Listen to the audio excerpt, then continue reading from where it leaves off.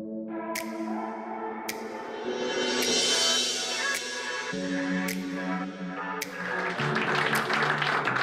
thanks very much. I really enjoyed that last talk, and the safe space stuff's interesting. I got in a lot of trouble because there's a move inside the entrepreneurial startup help sector where there should be, entrepreneurs should not get told their business is shit, which is like the entrepreneurial equivalent of a safe space. Now, when you start a business, it's one sure thing that can send you bankrupt if you get it wrong. So if it's shit, you have to be told it's shit. No safe spaces anywhere.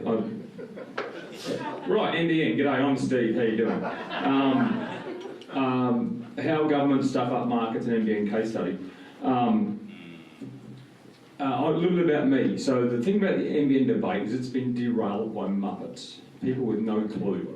People that make ML Barici look smart. My background, so therefore I get into my background straight away. One thing about me, I'm an ex-soldier, and in that job, my nickname used to be belt fed. I talk really fast. I apologise. If you can't understand me, stick your hand up, I'll slow down.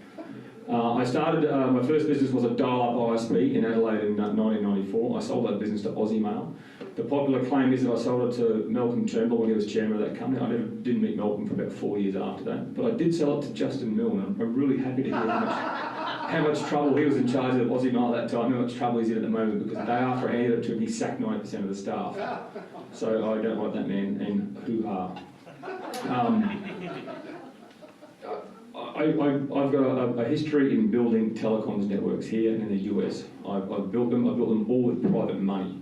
I built data centres, I built submarine cables, I built metro fibre, I built long haul fibre, I built everything. And if you find this all technical, I don't care. This debate is dead. We are where we are now because people don't want to understand the technology, and you can't participate in this debate unless you understand the technology. And I'm sorry, if you're not clueful, get out of the debate, we don't want you. So a little bit of the history. Pre-1997, in 1997 they deregulated, John Howard deregulated the telecommunications market, mostly with work done through Kim Beazley and stuff before in the previous decade. Pre-97 there was some shenanigans went on. The HFC rollout started by Optus, which was 80% duplicated by Telstra. So a competitive company attempted to build a competitive telecoms network in Australia, and the incumbent operator overbuilt them to 90% of their network, basically destroying the economics. So that informed a lot of what happened over the next decade. So it's very, very important to understand that. 97 was fantastic. There was a couple of slow years after 97 until we got the regulation worked out. Telecoms like power is interesting. The infrastructure is a monopoly by default because it's a single piece of something going to your house. It's a monopoly, it's economically hard to replicate. So there has to be, if you're going to have a level playing field, there has to be some level of regulation around that. And it took a couple of years of inquiries to get the regulation figured out, but late 99, 2000, the competitive carrier era started. My company, Pipe Networks, we started that in 2001. We did fantastic things, all with private money. We built the first competitive fibre network in Australia that wasn't owned by an incumbent. So Telstra was an incumbent in Australia, Optus was an incumbent through Singapore. And they both had monopoly attitudes to their business. When we would, as a way of example of the competitive carrier era, when we'd actually install our equipment into a Telstra exchange, we spent $16 million hooking up 106 Telstra exchanges. Our customers installed $250 million worth of equipment on the back of that. And from one day to the next, the day before we installed our equipment, the highest speed you could get on DSL was 1.5 meg, despite the fact that technology could do 24. The next day, the competitors went to 24, Telstra turned on the 24 meg switch. So it was as simple as that. Competition fixes all problems, most problems. At least it exposes the next problem anyway. That was a lot of fun. We got into that. And in 2005, Telstra's Americans turned up. It was a really scary time. Saltra here with a bevy of other crazy Yanks came in and changed the way that Telstra did business. In both of my businesses that I've only had two businesses, the dial-up ISP that Justin Milne destroyed, and Pipe Networks. Our biggest supplier and our biggest customer was Telstra. Excuse me, our biggest supplier and our biggest competitor was Telstra. And that's a really shit position to be in. That's where you want a really, really strong ACCC. In 2005, Saltra here came along and basically turned us from being what were called wholesale customers. That was how Telstra referred to us, as competitors. And they started treating us as such. So things got really ugly really fast. But what was the actual problem that led to the NBN? The problem that, as people saw it, were speed and ubiquity of access. But the actual problem was the fact that a monopoly owned the network. So if you're a monopoly operator and you own a network, and you're faced with a decision, do I spend $100 million extra a year to maintain this thing? And if I don't do that, how many customers do I lose? That's right, none. You can't go anywhere else. I don't spend the money. The network failed. The network wasn't recorded properly. It was a horribly maintained network. All because there was no competitive threat. So the copper network started failing. I've owned fibre networks. Guess what? They fail as well. They fail in different ways. The failure modes are quite different. They're actually more catastrophic, the failure modes on fibre than copper. So the current NBN, who will own the fibre network, will have the same dilemma. Their managers will be incentivised in the same ways. Do I maintain this thing or not? And if I don't maintain this, what happens? Nothing. Therefore, I won't maintain. So the real problem there was the fact that speed was an issue. The technology at the time was limited to about 24 meg, and average across Australia was only about 6. Let me give you some mathematics on telecoms. If you look at your DSL plan, you often get told how many gigabytes a month you can download. 1 megabit a second can transfer you 319 gig a month. Let's just call it 300. Right? So if you have a plan with 150 gigabytes a second, you only need half a megabit a second to deliver that. If you see a plan with a terabyte on it, that's basically 3 megabits a second to deliver that. So you need about 50 and hundreds and all the rest of it. Understand there's the headline speed and there's actually what you use, which is the traffic delivered. So I'm going to show you a graph later which will indicate the cost, I suppose the cost dilemma that's actually been introduced by NBN. The NBN solution initially came out with a fibre to the node solution, which is still in the Howard days, the dying days of the Howard days. Fibre to the node, $4.1 billion plan. Telstra wanted regulatory certainty, as they wanted a set price and or not to have to sell it to their competitors. So they wanted to renew their monopoly, which is not going to happen, thankfully. The ALP came to power with an especially loathsome human being in charge called Stephen Conroy. This is my recollection of how arrogant this man was in almost every meeting. I have to admit, he's the only politician. I actually had a lot of respect for Stephen Conroy because he actually tell you what he thought. Every other politician leaves you with a really pleasant social experience and then goes up and does the absolute opposite. Whereas Stephen Conroy, you have a Barney with him, he knew where he stood. However, this is one poor set of circumstances where he basically said that, you have unfettered legal power over telecommunications regulation, including the ability to request Australian telcos wear red underpants on their head. He skited about that at an international telco conference. That was the level of arrogance inside the people who gave us NBN. That man was fantastic for the comms role. He was very well suited. He was an ex-union organiser, so he was awfully suited around telecommunications.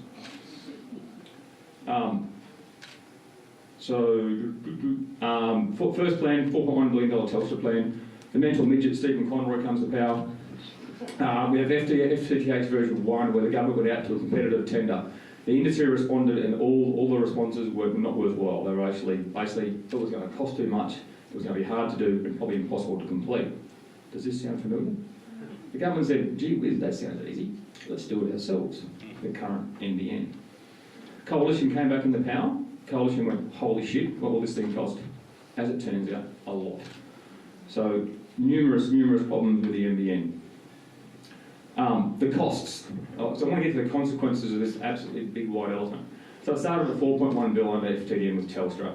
ALP cost one was $43 billion, which actually revised down to $37 billion.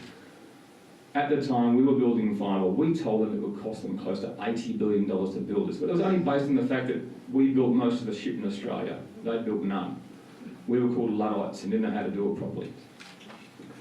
Industry, what I call pluful types, put the 93% NBN at over $74 billion and some as high as $94 billion. So the 37/43 billion was never going to be, it was absolute fantasy land. The multi-tech mix came along. This is where Malcolm Turnbull changed it from an all fibre to a more hybrid solution, and multi-tech mix is perfect. The thing about telecoms, the telecoms has to be suitable for the community who's going to pay for it and the geography it's going to be installed in. So just by saying it's going to be all fibre is ridiculous. It's the most expensive technology, and a lot of times it's the worst technology. So giving flexibility back to NBN was actually nothing but a good idea. And to change that is now only $49 billion. But the best part is they've engineered it so we don't pay for it. Well, I say yes we do. None of the current budget deficits carry any NBN expenditure, aside from interest. They've engineered something in called the CVC, Connectivity Virtual Circuit Charge. So to use 1 unit of capacity on NBN, 1 megabit per second per month, costs about $13 to go from the local NBN exchange to your house. To get that same unit of traffic from LA to Sydney costs about 70 cents. To give you some concept. This is after we spend $49 billion. By having it generate that commercial return, what actually happens is they get to keep it off budget. As a result of the commercial return, the providers who are selling you the service can't afford to buy much of it, therefore they buy fuck all of it, and try and cram 1,000 people into room for one. That's why it goes slow. Anyone who tells you the NBN speed issues are based on technology instantly disqualifies himself as having an opinion in this debate. It is all based on cost. But what would I know? The consequences of the industry have been huge. Loss of profit is the first and most stark one in there. And the loss of profit is based on, I'm getting the wrong thing here, it's based on this. So this, I don't know if you can see this, this is the NBN 2012 corporate plan. So this is basically, if what I've extrapolated here is the number of subscribers they predict with the amount of revenue they want to get from those subscribers. That tells you the average revenue per user, effectively, which in this case here in 2018 is going to be $46 per month. Then it goes to 2021, $58 a month, $78 a month, and $102 a month. Now, in the last 12 years, bandwidth prices have done the reverse of that. They've probably gone from 150 down to about 39. So the NBN corporate plan is to actually put up the price for you. This isn't your price, this is the price your wholesaler gets charged before they pay a single human being to pick up the phone. Previously, that was a flat rate, $20 a month.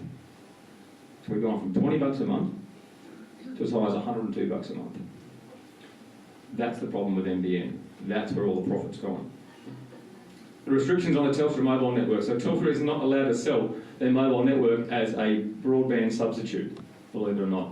Well, NBN actually package it under certain circumstances as a broadband backup. If the NBN goes down, you get to use Telstra network as a substitute, which I find hilarious. They've actually removed past the HFC network. So they've actually removed a competitive network in lieu of NBN. So we've actually ripped out private infrastructure because it's competitive.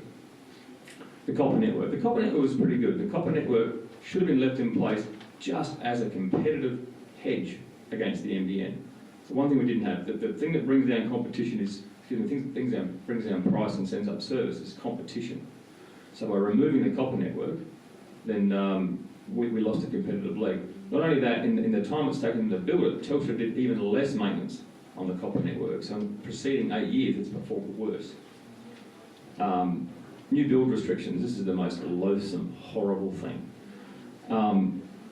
I actually personally fought against this. So when they first brought the NBN legislation out, they were looking to prevent current in-place carriers from competing. So they said, you're not allowed to extend the network. If you built a fibre network and want to access one of our customers, legally you're not allowed to. They're ours.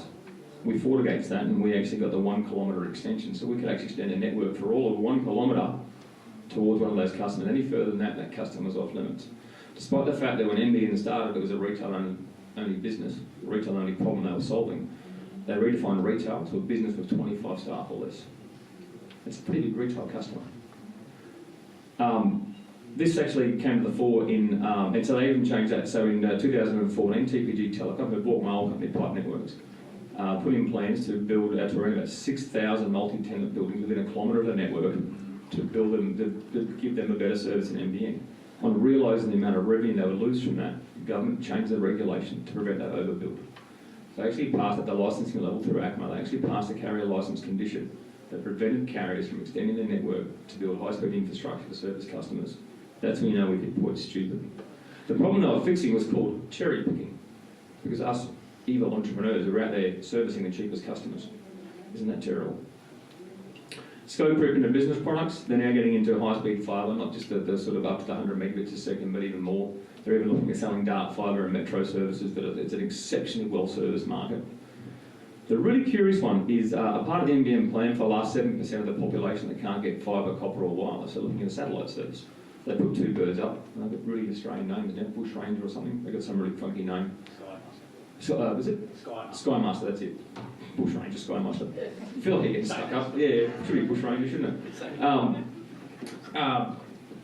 And because they won't make much money off it, they scope crept. They went into this. If you ever actually use your Wi-Fi on a Virgin or a Qantas flight now, you're actually using NBN service from that aircraft. As a result, the commercial spacecraft operators put less birds up over Australia, so less satellites with less transponders. One of the benefits of putting the satellite over Australia, one of the side effects, literally spillover effects, is at the edge of Australia there's all these Pacific Island nations, which can be serviced for a very, very small incremental charge on those satellite transponders.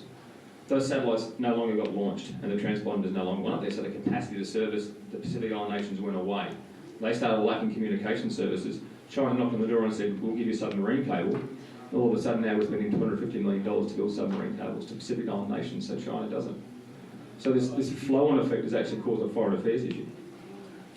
The new infrastructure has been hobbled with spectrum. This is a really foul one. This is one I found out this week. So part of the NBN rollout is for 4% of the footprint, I believe, is for wireless, so point-to-point Wi-Fi. So wireless, more like a Wi-Fi type connection. And there's a fantastic spectrum that got released called the 3.6 gig spectrum. It's a piece of radio spectrum. And instead of it being actually used for competitive carriers, so in this 8 years of intervening delay, what's actually happened in the bush, especially in the bush and other places, wireless carriers have picked up because you're exempt from the monopoly provisions under NBN for wireless. So they've actually gone in and built their own networks, but they can't get access to the spectrum. The government's locked up this 3.6 gig piece of spectrum specifically for NBN. They changed that just recently. They said NBN or other national carrier. So you've either got to buy this for the entire Australian continent, which would be billions, or nothing. So these guys actually won't be able to, or these companies won't be able to get the capacity to service customers in a competitive way, once again, all thanks to NBN. Since 1997, there has been that much invested in this sector. And all of a sudden, with one act of Parliament, all that investment got stranded. It was the biggest act of bastardry ever. The worst part is to fix this problem going forward. Because the problem that actually makes the NBN go slow, I'm talking about the speed issue we actually see in the press every day, is that we need to actually change the price dynamics of NBN. In order to do that, what we need to do is need to take some of that sort of $49 billion, which is a mix of equity and debt. You need to write that off. So NBN has to make less money. So all these people in the interim who've actually built private networks to compete against the really bad business plan of NBN are about to face a competitor, or will face a competitor. You know, I think Prime Minister Shorten will do this. If he's smart, Prime Minister Shorten, the week after he gets into power, will write off $30 billion from NBN. That will actually reduce the price of access, and all of a sudden the network will go faster. But everyone who's built in the meantime is now facing almost free government money, which is just an absolute mongrel. There is nothing redeeming about this project. If you ever thought NBN was a good idea, you're the problem. Don't listen to Muppets. Way too many pundits had a say in it. It seemed like if you could configure DSL or DHCP or Wi-Fi at home, all of a sudden you're a frigging genius in this space and you've got a say on TV. Way too many consultants out there. I'll call that Paul Wood and Dr. Mark Gregory, two of the biggest clueless morons in this space. But they got a say in this. One's an academic and one's a guy who's been to every telco conference in the world, never deployed one of his own dollars to build a business, nor pull up one piece of fibre or construct a network himself.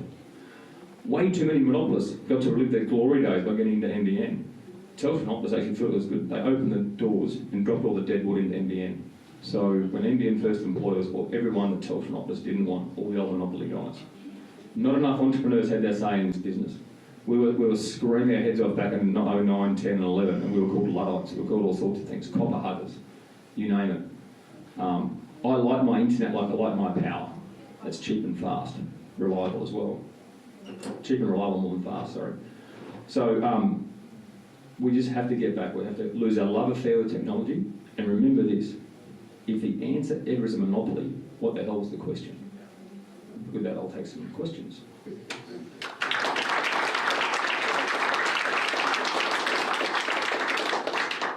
All right, so we've just got 5 minutes. If your question is more than 8 words, it's a story, not a question, and we'll move along. So we'll start over here. I'll pass you the mic. Just briefly then, Steve, in regional Australia, the single biggest issue we've got is actually connectivity. Everything else can follow up that. So what's your thoughts on how that can actually be solved? Not with NBN. So the biggest problem with NBN, even if they're currently under the pricing structure of NBN, if you're waiting for NBN, you've got this constant, so literally $10 to $15 a month per unit. So for every 300 gig you want to transfer, every 1 megabit a second you want, it will cost your provider, therefore you, about $11, $13 a month, right? For something that costs 70 cents to bring from the US. That's going to be a rate limiter. I'm a huge advocate for tech startups and tech entrepreneurship, and if we can't move a byte a day from point A to point B really fast and really cheap, we are so buggered. So this whole thing needs to be fixed, and I fear it's riding up for $30 billion. As much as that we've borrowed it, we're paying interest, we should just be honest about it. Put it on the goddamn budget and get over it, and I think Prime Minister Shorten's going to have the best opportunity to do that. As much as I don't want to say the word ever, Prime Minister Shorten. In regional Queensland, I'm a network guy. Every problem to me gets solved with more bandwidth, faster bandwidth, cheaper bandwidth. I'm like a hammer and nails, right? I hit everything with bigger, faster, cheaper network. The thing to remember about a network is that if you own it, it has the same cost to use whether you use it at 1% or 100% of capacity. And the thing about fibre is its capacity is infinite. Absolutely infinite. So we're going to spend $49 billion to build a network that has unlimited capacity, and we're putting a tariff gap on the front of it. The revenue and the costs aren't aligned, and it makes no sense at all. So I would build lots and lots of fibre, lots of backhaul fibre. It's the cheapest stuff you can build throughout regional Queensland. I'm working on Queensland government, and it's burnt to work with Queensland government because they're a bunch of pinkos. But they've been good. We're working to basically garnish the fibre optic assets of the state-owned corporations and put them to work to build this massive network where the logo for the project is make bandwidth a waste product. So we're going to make it cheap. Sarah. Sorry. I keep getting letters saying NBN is coming to your area soon. Would you wait then to sign up until? Well, the thing is, they'll cut the other service off. The thing is, they literally, once they put it in, they can actually, if you don't sign up, I think you got 8 or 9 months. 6 months. And you get cut off. So you actually have no choice. Paul. Hi Steve, thanks for that. What would you say to those who said at the point when NBN was being talked about, introduced and all the rest, was saying that, well, private industry wasn't developing our bandwidth capabilities in Australia quick enough for customers particularly, obviously businesses... The average DSL plan out there gave you 90 gigabytes a month, right? That's less than 1/3 of a megabit a second, 300 kilobits a second. And people are saying, you need 100 meg. And I'm like, but every stat says, we do, eventually we're going to need that. It grows. It's a transition thing, right? It grows. So every time you read the numbers, every time you use mathematics in this space, they get all defensive because they realise they've lost. At the time, the average was 6 megabits a second. DSL's better now, and they're getting better with the vectoring, and the technology does move. I think FTTN with its 25, they're averaging 47 meg on FTTN. So which is really, really nice, right? So what I would say is that, that the same way as that I can't get a fibre service where I live, for example, or if you can't get a fibre service where you live, there's an issue, you should move. Same reason you can't get an MRI service in Barcaldine or Blackwater or something like that. There's some things just, you live in some places for the benefits, and some things just don't have those benefits. So you have the choice of where to live. All right, we've got time for one more because Steve is so efficient. Please be efficient. Yeah. What would you do to make the internet great again? The weird thing, if you Google me, I've got a LinkedIn article called If Innovation Really Counts. It's too long, no one will publish it, it's massive. It's got fact-checked figures in there, the whole thing. I went to the industry and checked that. There's some things you do. There's really, really easy stuff, right? And you do it through declaration. So ACCC, if provoked by government, could do a bunch of things. They could mandate interconnection. It's a really, really weird thing, but you can actually say to wholesale providers, you must interconnect locally. It's a weird thing. It doesn't actually happen, right? And that would actually give us a local content industry, right? At the moment, the prices are being led by the Telstra and the offices out there, and it's a false economy. So they just mandated that. That'd be incredible. If they actually did a declaration inquiry into the cost of underground access, this is complicated, don't care, it's a complicated subject. Telstra duct access at the moment stands about $6 a metre a year, right? Its economic actual depreciation cost is about 30 cents a metre a year. So if we took it back, which is supposed to be based on its depreciation cost, so we took it back closer to that, let's say, $1, the networks would actually increase in size by a factor of 6 for nothing. So there's so many small things that you can do, and that's on my blog. There's so many easy things you can do. The more important thing is if you had a spare $49 billion in Australia, I think the first talk this morning, Matt, said, what do you spend it on? I mean, there's mental health issues, there's indigenous issues. I mean, I'm sorry, but faster porn on your computer isn't what you spend $49 billion on, right? It just truly isn't. So honestly, rank stack the money at what you're going to spend when, if you want to spend it at all. And on that note, more submarine cables. Sorry. put your hands together. Steve Ashton.